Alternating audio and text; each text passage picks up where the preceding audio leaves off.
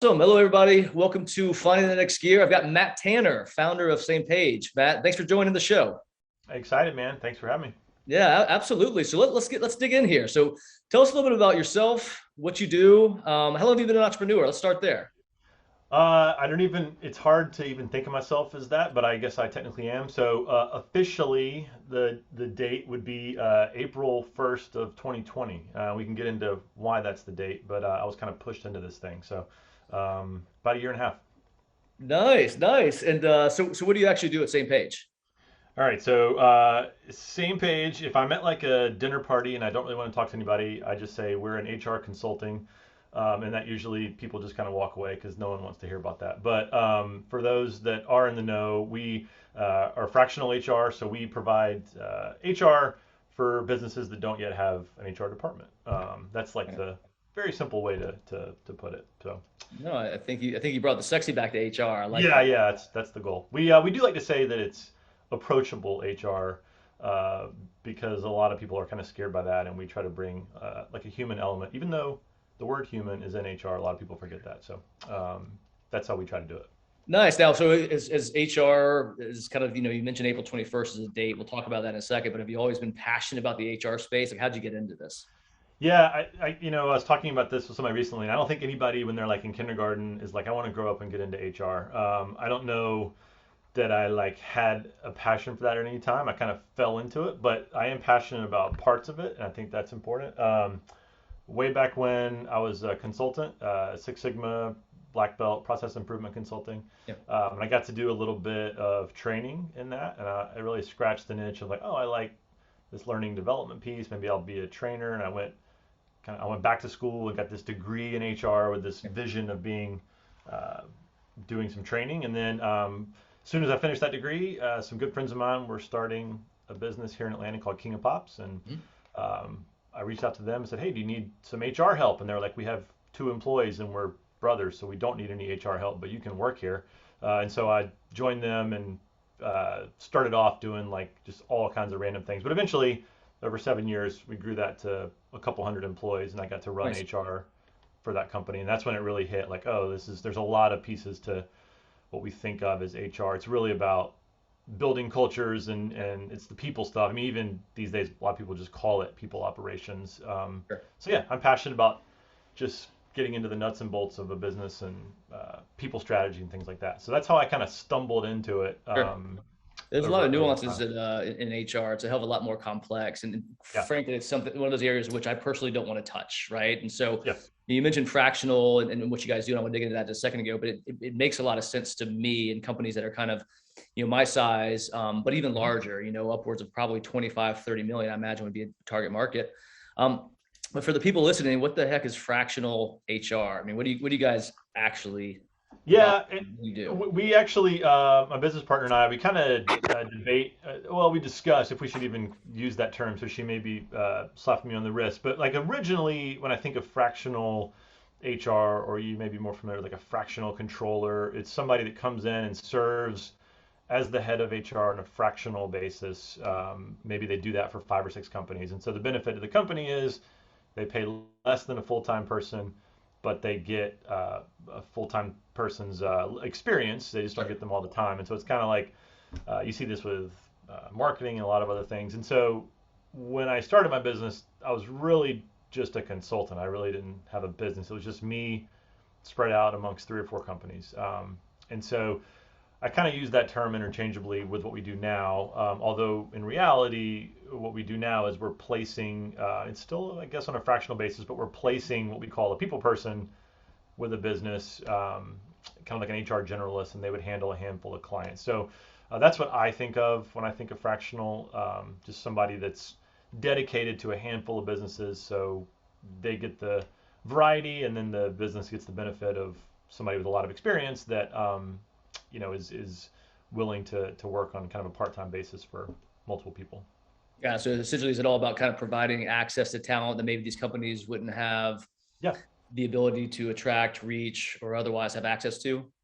That's a big part of it. One of our selling points is like, hey, you're going to get somebody with a lot of experience that we don't frame it exactly this way, but they probably couldn't afford to hire because this person's got, Oh, you know, 50, don't be bashful about it. That's my business. It's generally yeah, typically could afford this person, annually. So let's give them to you on a fractional basis. yeah, and we think at your size, you probably don't need a person annually. Like they can handle it in a fraction of a week, and so that makes sense. It's also just easier, as you know, like hiring, and then if it doesn't work out, exiting. Like that's expensive, time-consuming stuff. So we're pretty turnkey for onboarding, and then if when you're done, you can, if you wanted to get out, you can get out pretty easily. So there's a lot of benefits to going that route instead of the old. I mean, this is your world. Like post a Right. job, find a head of HR. Like that's a hard thing to do, and if you get it wrong, what an expensive mistake. So a lot of people like that benefit of it too. They're like, oh, y'all have great experience. Let's try it, see how it works. Do you So do that's you another handle big the part. entirety of the HR function from hiring, firing to onboarding, exit interviews, as well as maybe like workers' comp if that comes up? Pretty much everything except the act of actually recruiting, because that's such a specific niche thing that's also very time consuming. And there's a lot of folks that are really, really good at it. It's not our expertise. So we like to say from the moment someone is hired until they leave the company, that's what we'll handle. And we've got like all over our website, all kinds of specific bullet points of the things we do. But that's the simplest way to put it. Like we don't recruit. We Sure. learned that the hard way. We tried that a little bit early on, and there's a Well, reason I'm the that. inverse. We do the recruiting component, but the Yeah, HR to me is a nightmare and something I want to kind of, stay away from at all costs. yeah, which is why Um, we gotta work together on some of these. But yeah, that's yeah. that's the one thing we don't do. Yeah. So what's your sweet spot? I mean, are you guys industry agnostic? Do you have a focus on employee size? Like what, really what kind of was your target? What is a perfect customer for you? Yeah, perfect customer. It's usually like 200 employees or less. That even may be in the high end, but like 200 or less employees, and the business is growing. And this is sometimes harder to find, but that they actually care about the people and the culture. It's not just like, hey, we got to have HR. Right. So we look at. We're pretty much industry agnostic. We have a roster of super talented folks that have different expertise. So if we're chatting with a tech company, we'll find someone that's got experience in that field. If we're chatting with an industrial company, we may look at a different people person for that. So pretty much industry agnostic. Um, Under 200 employees, because when you get up that size, you probably then do need Right. It's about a time. full-time person, Yeah. and so that's important. That's a big thing for us. Okay. It's funny. It's funny you mentioned we want to work with companies that actually care about their people. And now it's like every single company, touts that they really do care. Yeah, And I don't know what the stat is, but I would say by and large, majority actually do not. It's all about the right. profitability, the revenue, and that's generally, off the backs of the personnel. Yeah, and for HR, I can sniff this out pretty early. If somebody reaches out to us and they're just looking for compliance, they say things like, I just don't want to go to jail. And that's a part of what we provide. It's like there's a Right. lot of this HR stuff you got to do that we can help you with. But if that's the only thing you care about, there are just far cheaper solutions out there. There's Yeah. software, there's companies that I There's think are really, attorneys. yeah, yeah. I mean, there's you can go do like a PEO, and we can talk about how we differ from that. But yeah, if that's all you're looking for, that's not a great fit for us. And I think we've differentiated ourselves pretty well. If you go out and Google like HR consultants, a lot of the websites, first of all, they're really dated and look really bad, but they're just plastered with things like don't use Google for your HR rules. Like we'll keep you out of jail. It's very scare tactic stuff. Right. Um, and I guess that probably works to a degree, but that's not our main focus. Like we'll keep you out of trouble, but we want to do Yeah. things like what is your growth strategy for the next couple of years? Like what's your performance management process? Right. So we try to go beyond the just keeping you out of jail. That's like table stakes, I think. You guys are the boutique offering, the strategic partner as it pertains to your HR needs, right? Yeah, for May want sure. to write that one down. Yeah, yeah, that's a good one because there's cheaper options. I mean, out there, Yeah. there's different ways to do it, and so sometimes we kind of direct people to that if we're not a Right. good fit. Well, the same way, I think part of being an entrepreneur is knowing who's a good client and who's not. And I have the same discussions where, I no longer negotiate on price. And if somebody, the first thing they want to talk about is price and T's and C's and all this jazz, then generally they're not the right partner because I want to talk about, what are we trying to, what's the end goal? Yeah, And if that's what we really care about, then the pricing discussion and the deliverable, it's yeah, a different dialogue.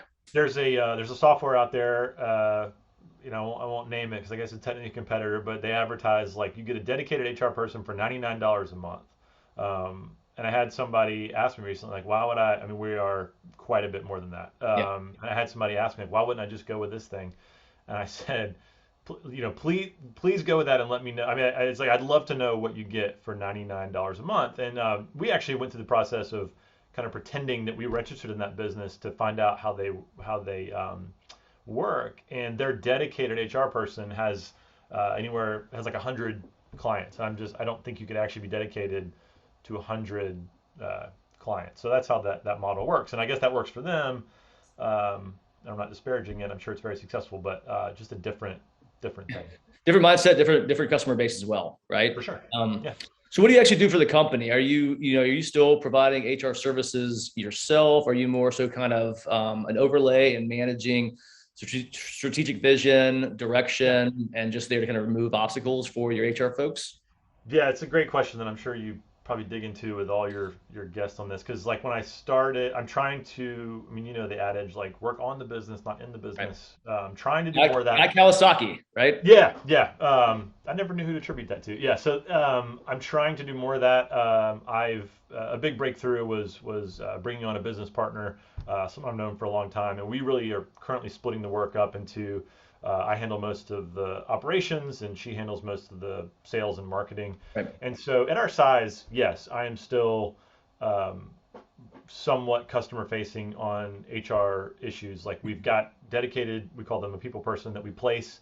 But if they need to escalate something or if they're not sure, that generally comes to me. And I think somewhere down the road, we'll have somebody else filling that role. But for now, yeah, I am still doing a mix of working on the business and in the business. So, and I like that, but we'll see how that changes. It's definitely less, like I said, than when I started, Right. when I was walking around calling myself an entrepreneur, saying I had a business, and really I just Felt like created a glorified consultant, right? I created like an 80-hour a week job for myself, which was fine, but it wasn't a business. It was just me completely Yeah. customer facing at all times. So, I think that's part of the rite of passage, though, as an entrepreneur. yeah, I did the same thing. I'm 4.5 years, 4.8 years to be precise, through this yeah, journey. I'm still working in the business and trying to pry myself out of it to work more on it. And I've kind of come to the realization that I think it's just going to be a hybrid role mhm, indefinitely. You can't, the second you get too far removed from your clients, things fall through the cracks. But if you're too involved, then you're not going to be able to have kind of a vision and an eye on what's next and continue to grow your actual business. So it's a tough mix for sure. yeah, no doubt. So how did you determine like the need for the service, right? I mean, you mentioned, I think the date was April 21st, 2020. We'll get there in one moment. But April how did you determine 1st. what you Yeah, need? yeah. Was this a hunch, right? Like, how did product market fit actually work? Uh, no, I'm not that smart. It was so I was a COVID layoff. When I left King of Pops, I went to Mailchimp, a company called Mailchimp. I worked there for a couple of years. Loved it, great company. Now acquired by Intuit for like $1 billion.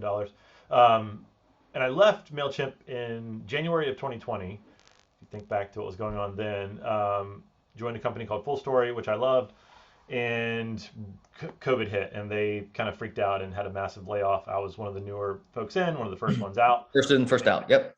First, they then were a client for a period of time for me, so that actually worked out great. And but when I left that company in April, I just kind of, I mean, it's the height of the pandemic. The whole world's freaking out. I don't know what's going on. I just took a couple of weeks, and then I just started emailing everybody I've ever worked with, like, hey, do you need some help? Like, Yeah.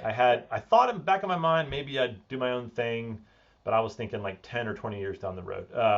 I was very much a company man, like, comfortable in that W-2 world. Um, and so I just started emailing folks that I worked with, and I think people just kind of, I had a few opportunities to do some stuff for MailChimp, for a couple of past employers, and then Full Story called me and said, hey, I have this, my old boss at Full Story was like, I have this friend that has a small business, and I just pitched to him as if I had this actual business, and he's like, let's do it. And so then within a couple of weeks, I was like, crap, I guess I'm doing this. So I was very much pushed into it. There was no like one page strategic plan yet, no product market fit. It was just like, hey, do you need HR help?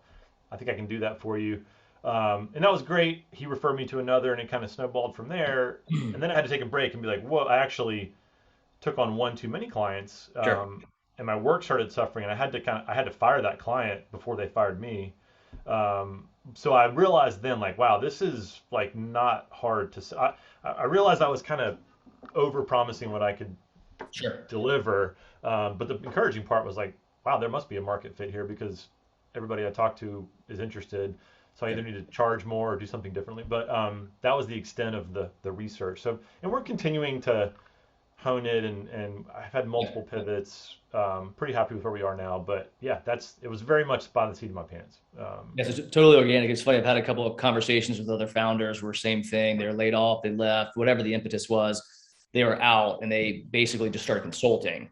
And they're Yep. like, okay, so this is, this is going well. And it's funny how good work can parlay itself into more opportunity. And so they did a good job here. They Yeah. also were introduced, they referred into another client. So they started thinking, there actually is a business model here, and then they hired somebody, and then naturally, the business kind of expanded from there. And it sounds like you're on the same path, which is great. Yeah, I give a lot of credit. So, my boss at Full Story, who worked for Laszlo Bach at Google, who's like the only is a kind of book only like person I know that's actually kind of famous in HR.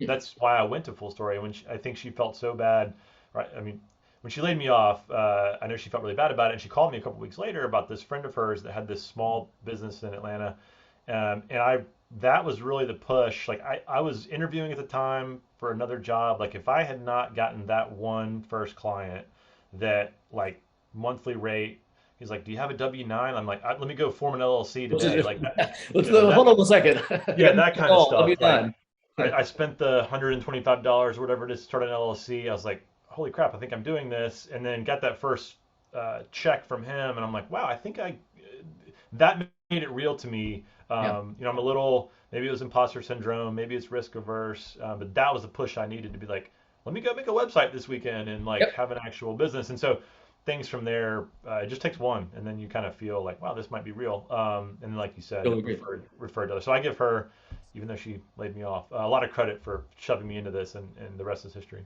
That's awesome. So the defining moment for you was really that first paycheck and the conversation where it's like, hey, I'm actually going to kind of close an opportunity here and begin working for somebody, working with Yeah. somebody. And then, walked into his building first day, just uh, terrified, like, what have I just agreed to do? Like, I'm used to just going into work and having a boss. And then after a few days, realizing, like, wow, I'm actually providing value here. This is a thing that could work. So, yeah, it was, I'll never forget that. That was kind of the moment that pushed me into this. And yeah, give her a lot of credit. Yeah. So I've actually got the first dollar ever made back here in this Nice. corner, right there. And so, yeah, big deal. How long did that take? Because it took me literally, I think it was like 7 or 8 months, like Yeah. serially, before I had my first client. And my wife, sleepless nights, really kind of asked me when it was all going to happen. And of course, I Yeah. didn't have a definitive response because you don't know. It's sales, Right. right? I mean, you're out there hustling. Yeah, I mean, so mine's a little different. This is more kind of luck. I was laid off, and then I took a couple of weeks. I got some really good advice. I was just calling anybody I knew, getting connected to all kinds of people, and some of the best advice I got was like, "Hey, this is a crazy time. Like the world is shutting down. Right. Take a week off. Don't do any networking stuff. Just watch movies, relax. When you hang out with your kids." I did that. That was like a week, and then kind of fired back up the interview process. And then my old boss called me, and I reached out. And so it was really like 3 or 4 weeks. It was very Nice. fast, but it was different than you in that I didn't like create a business and then tell my wife like I'm going to go sell this thing. It was more I'd never even thought about it. She just called me and said, "Hey, why don't you do this?" That client called me. We had a meeting, and I remember being on the phone. I mean, I had like an interview later that day for a job, and he's like, "So do you do this as like your business?" And I'm thinking like, thinking about kind of yes. I mean, I kind of stammered through that, and so I didn't have. I was fortunate in that I didn't have that like, here's my business plan, here's my website, now let's go sell it. I did it the reverse way. Somebody reached out. I kind of fell into that. Now, so that was kind of lightning in a bottle. Very fortunate. I will say when we pivoted away from me doing all the work, new branding, new website, have this grand plan of like let's place people person. So when we did that reset, that was like a 3 months before we got our first client, and that was Yeah. sleepless nights. I'm like, what is this pivot make sense? Like, what have I done? Like, I was doing fine as a consultant. I made a huge mistake, and so that was stressful. But that Yeah. first one was just very, very random, very fortunate. Well, I think that's the rite of passage. It's funny. I wrote down when you're talking the reluctant entrepreneur. Like I feel like Yeah, that may be you. It's like totally. you're here. It happened. It kind of happened by accident, organically, and it's been a perfect Yep. storm of activity to get you where you are, which is great.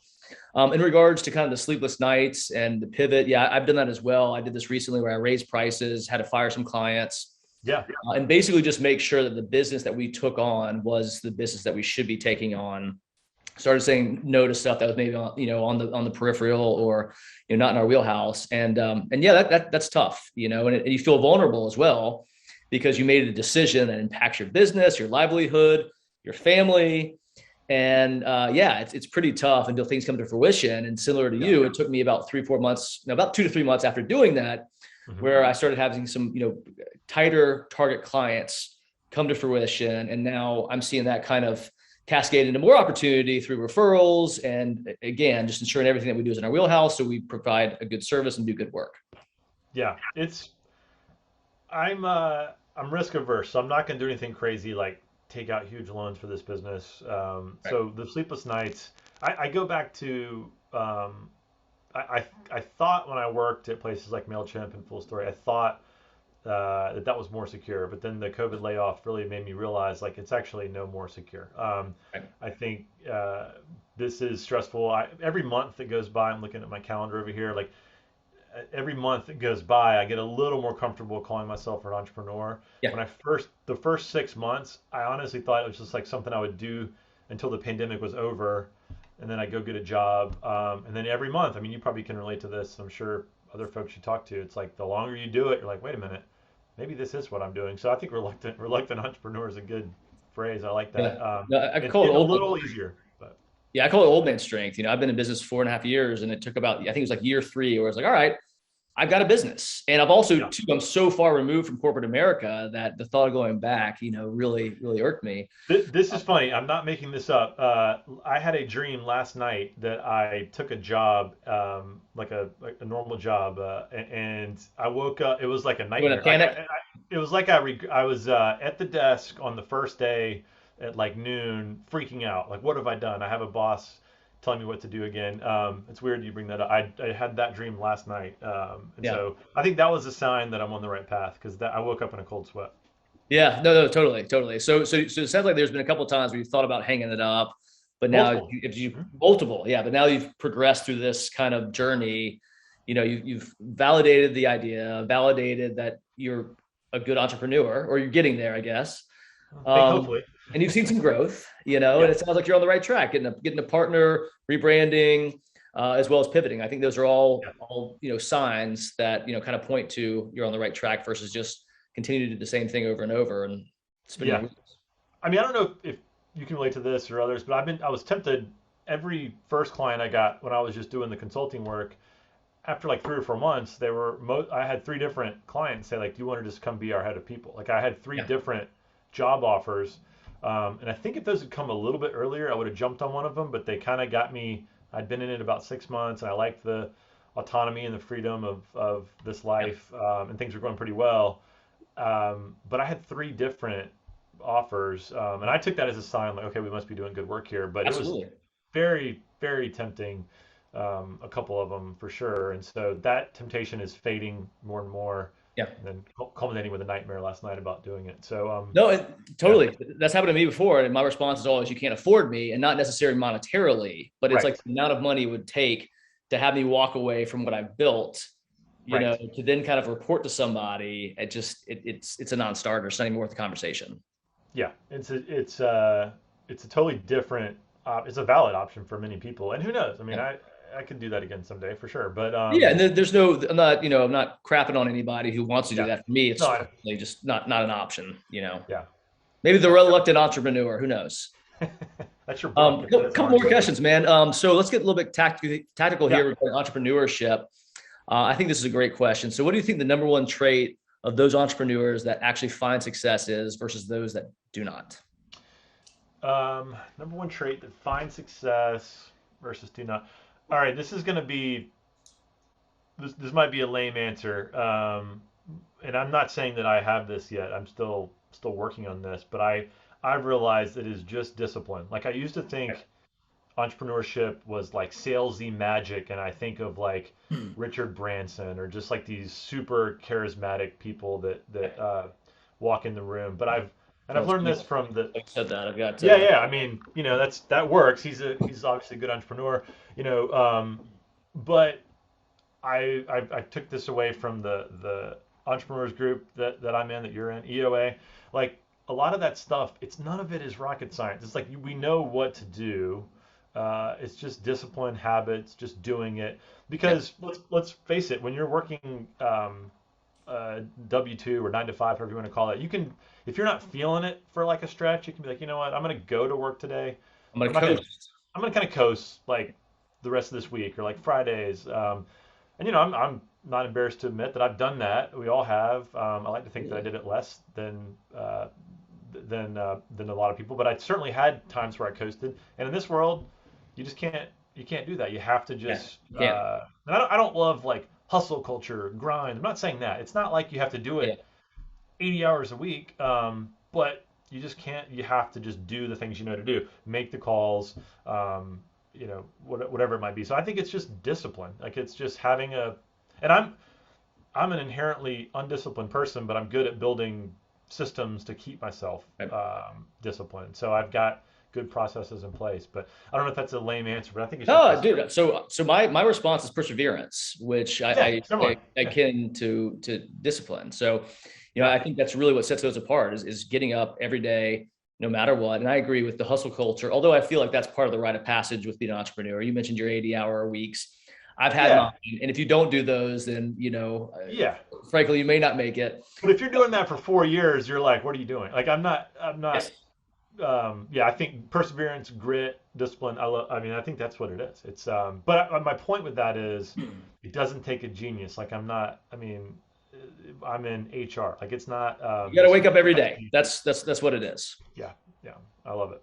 Yeah. It's Um, really it's really a simple thing if you just kind of break it down in steps and then just do the stuff. right. I, And I agree too about the coasting in corporate America, but I think that's the art in coasting is that you don't know people don't know you actually are doing it, right?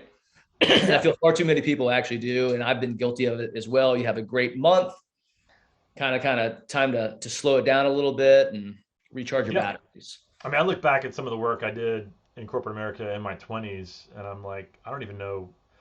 I mean, what I was doing. Like, I was just embarrassed by the effort that I was putting in and the quality of the work. I mean, not every day, Right. but it's just a thing that you can do more than you can do in this world. Yeah. And I kind of like that. I need that accountability in my life. I did too. So I like that. I like that about it.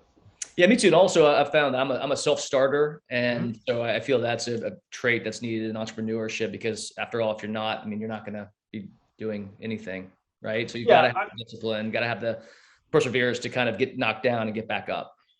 yeah, and just to actually do stuff. So the thing that I'm most proud of is just calling folks when I got laid off and because I was in such a panic, like the world was shutting down, I had no income coming in, like I was like I got to do something, and so I just kind of was like forced into just making calls and selling myself. But how many times had I kind of toyed around with like a business, like when I was sitting in an office, I dabble with like a one-page business plan, or like I've made a couple of like business pitch decks and stuff, and made these like 20-page business proposals, all that energy and effort on a thing that I was never actually going to do. Whereas, like you said, the self-starter part of just like, oh, maybe just like pick up the phone and call people and see if they want to use this Yeah, I service. mean, we don't have the luxury of not doing that, right? I mean, I Yeah, can't not call people, reach out to contacts, stay top of mind. I can't afford to not. yeah, and And that's I the I, I difference. think that's huge. And so some people I think are just like passionate and disciplined enough to just do that.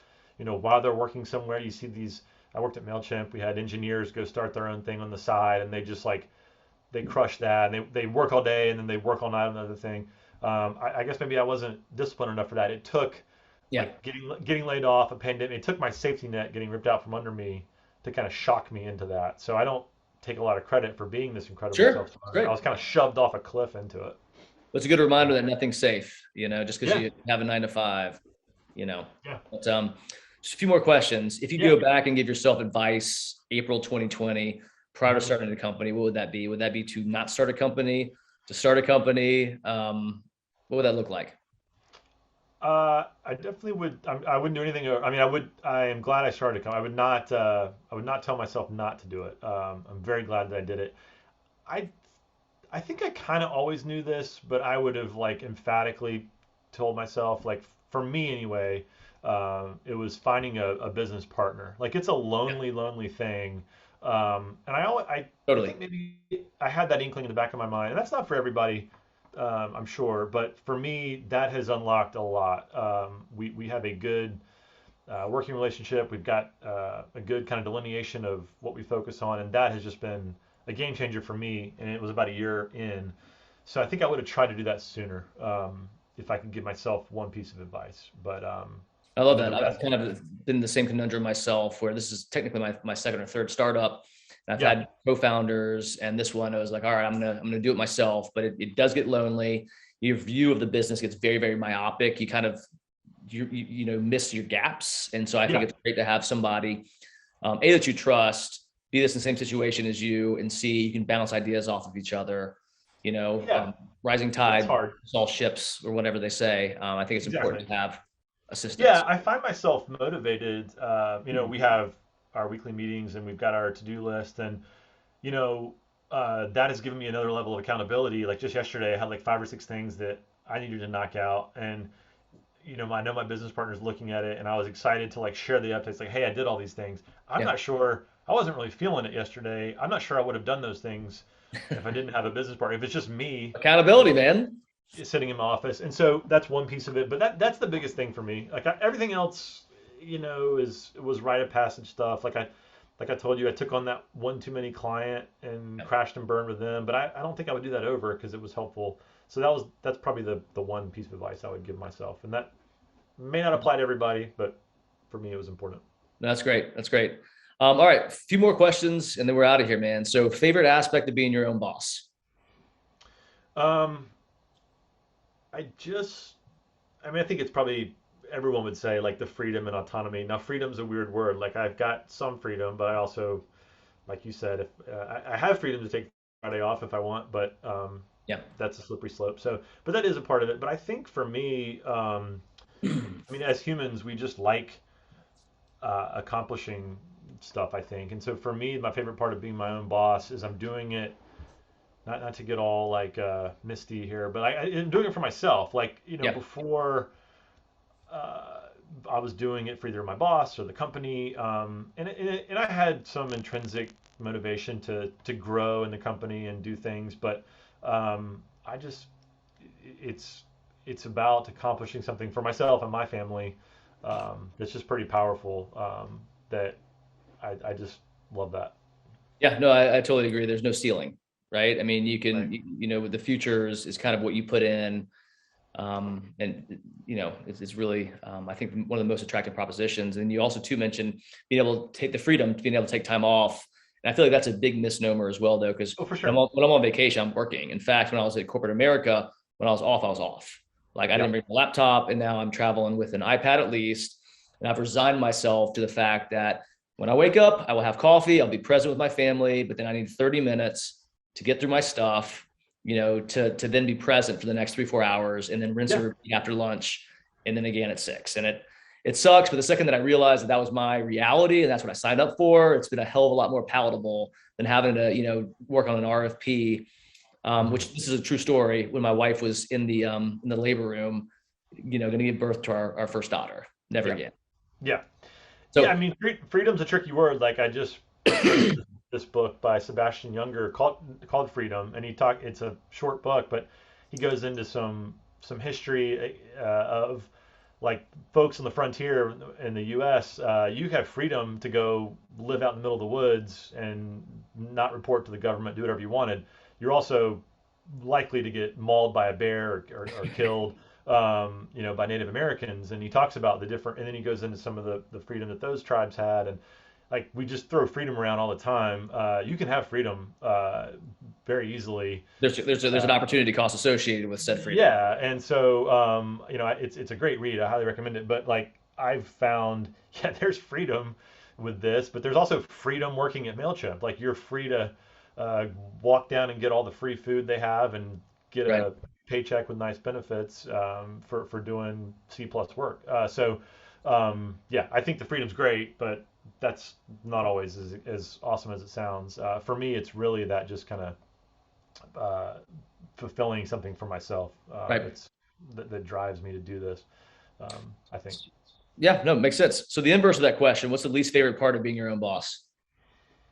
Um, I think just well, it's probably the inverse of my answer. It's just the uncertainty. Like I am probably the least likely entrepreneur out there. I've got checklists and spreadsheets for everything. I've got like a weekly review that I do. I've got a daily log that I do. I'm very structured and organized in my life. I kind of I think that's what calms me down. Putting structure on top of things that are chaotic, like life, and that just doesn't always Right. apply. I plan out my week. Um, when I was in corporate America, I could plan out my week, and it would generally flow that way.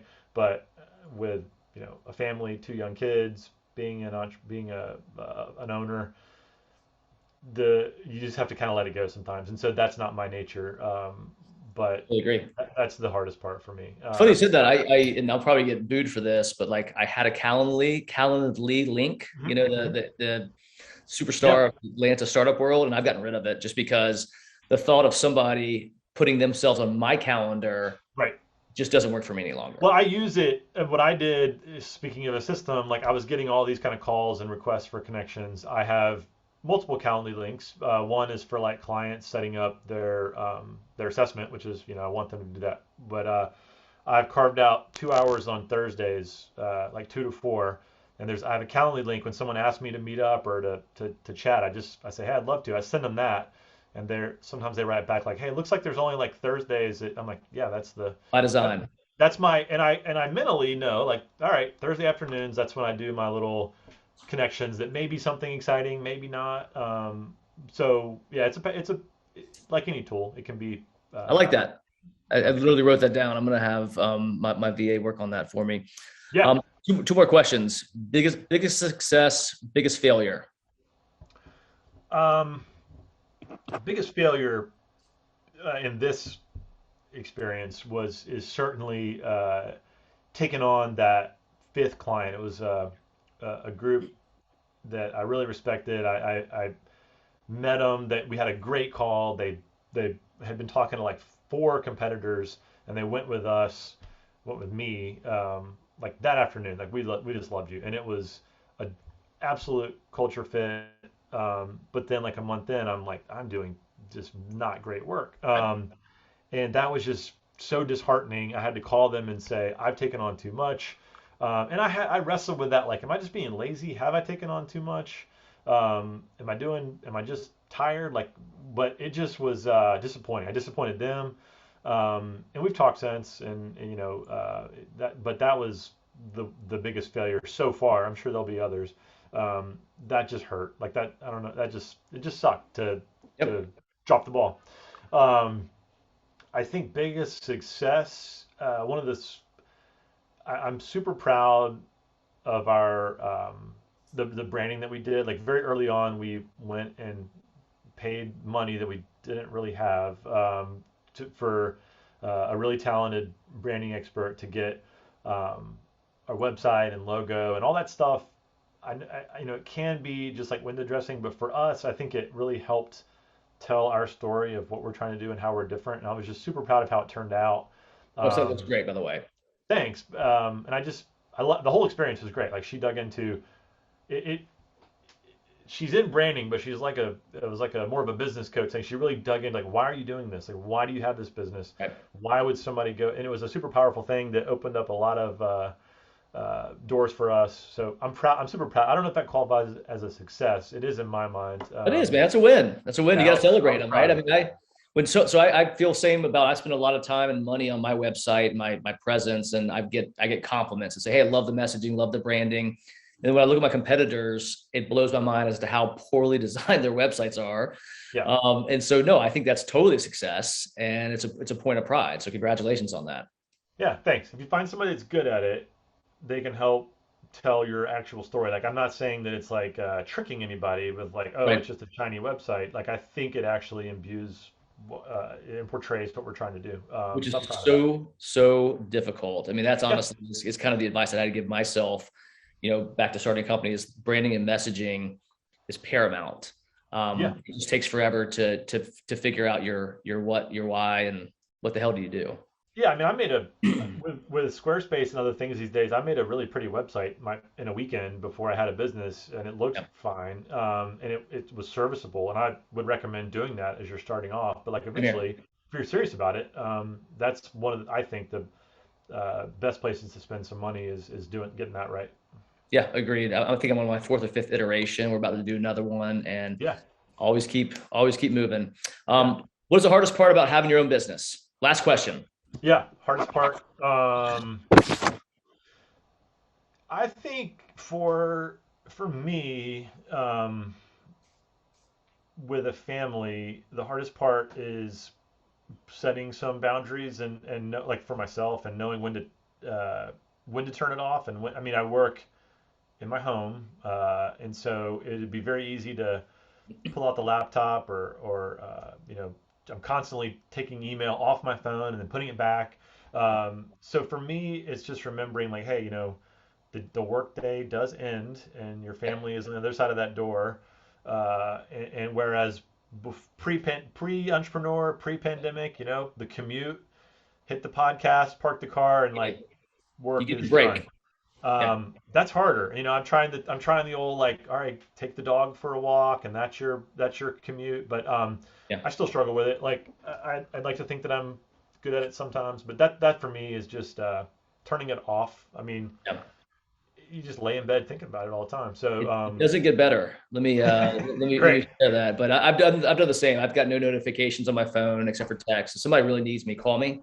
Yep. But no email, just because there's not a point. I check it enough where I can get to it and see what's going on, keep a good pulse. And I Yeah. try to keep my phone off from 5:30 to 7:30 or 8 o'clock with Yeah. no work. And then if something's really pressing, then it's just kind of, again, my duty. I'll plug in at 8:30 or so, and Yeah. I try to stay home. And I think that's important, especially when you work from home. And that's no different from somebody that has their own firm or somebody that works for a corporation. I worked for home for 16 years, Yeah. and it's very hard to kind of not have the lines blurred between home and work. It's tough. Yeah. I'd say the second hardest part of being an entrepreneur is getting a home refinance because they just think, Yes. Well, I think we could do another podcast on some of the challenges and tribulations that that somebody gets into, because I, yeah, I mean, the level of scrutiny that you get. I mean, you could be laid off, but I thought that's what I said. I said, hey, my last W-2, I was laid off. Like, would that be better? And like, technically, that's easier for us. So that's a little tongue in cheek, but like, get your any loans in order before starting refi this business. prior to jumping out of corporate America. Yeah, Pro tip number pro one. tip. Yeah, that's So Matt lead Tanner, with how can that. if people want to reach you or learn more about Same Page, how can they get in touch with you? You can Google Same Page, usually comes up, but Same Page HR is the website, and all our stuff's on there. So I don't do any Twitter, Instagram. We've got a great newsletter on there. Subscribe to that, but yeah, Same Page HR. Awesome, man. Hey, it's been a real pleasure. Really appreciate you coming on, Matt.